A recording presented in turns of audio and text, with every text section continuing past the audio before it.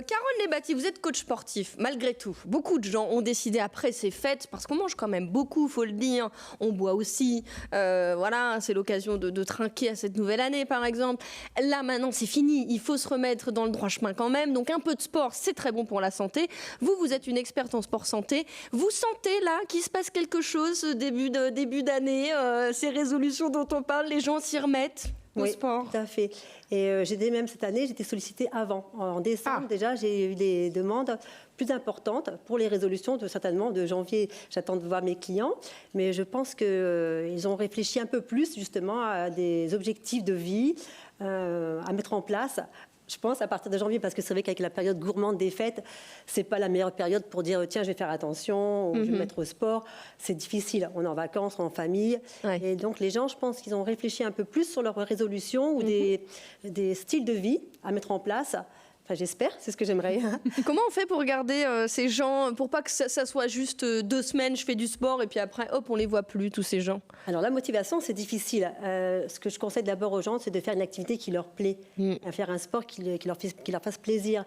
Même que ce soit avec du sport à l'extérieur, en public, ou avec des amis ou autre, ou avec un coach, faire quelque chose qui plaît, ça c'est important, de trouver du plaisir dans le sport, et pour être motivé, d'observer les bénéfices.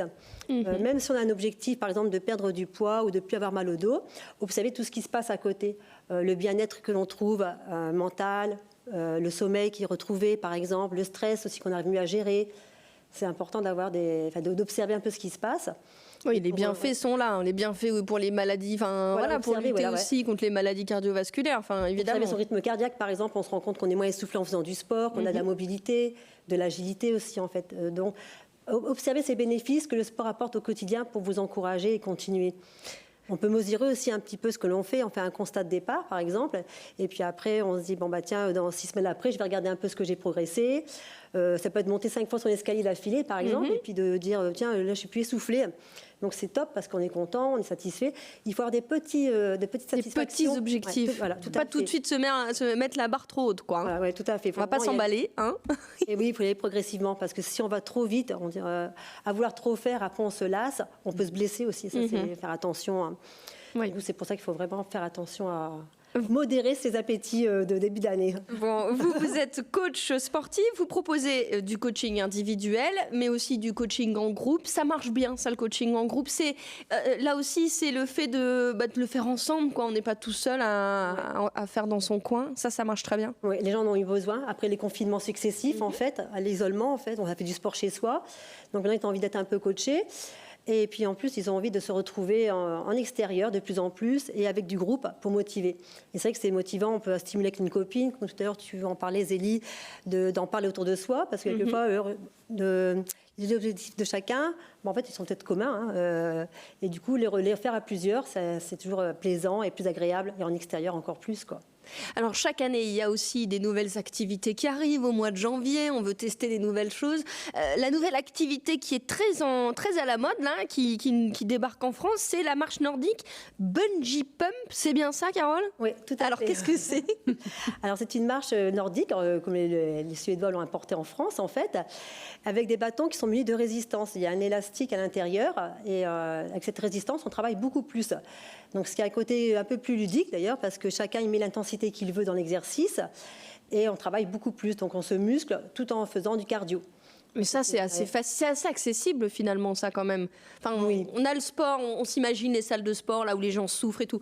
Ça, c'est quand même, quand je vois la vidéo là qui est en train de passer, c'est quand même assez accessible pour les gens. Oui, ça. Tout à fait. Tout le monde peut le faire. Hein. Il y a moi, je fais différents niveaux pour que tout le monde puisse y trouver du plaisir justement. Hein. En même temps, je booste quand même parce qu'il faut stimuler aussi le côté sympathique et parasympathique dans l'activité physique. Et du coup, tout le monde retrouve un peu son activité qu'il a envie. C'est très bien quand on ne peut pas courir, par exemple, parce que ça protège les articulations. Donc, c'est une belle activité ludique, cardiovasculaire, en fait, à faire. Très bonne pour la santé. Zélie, c'est important le sport dans la vie en général. Là, on se dépasse, on se fixe des objectifs modérés, puis on est ensemble. Et puis, ça fait du bien, en fait, aussi, de faire du sport.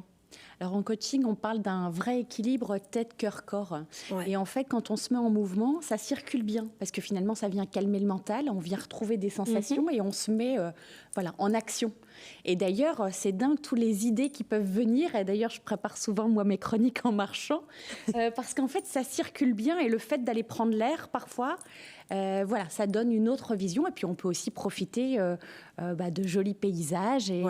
Et puis aussi de personnes que l'on aime. Donc, c'est très chouette, en effet. C'est très doux, la marche. Ouais, et puis on apprécie la nature aussi parce que bon, les personnes c'est plus dur de partir en octobre, en hiver c'est difficile peut-être, mais non, le Gifre c'est très beau, on découvre les paysages, les fleurs, la faune, donc c'est vraiment très bien pour le mental, ça vide la tête et en même temps ça permet de s'évader un petit peu de son quotidien. Si vous voulez vous évader sur Arras, contactez Carole, coach sportif, qui se fera un plaisir de vous proposer une activité adaptée à votre niveau, c'est extrêmement important.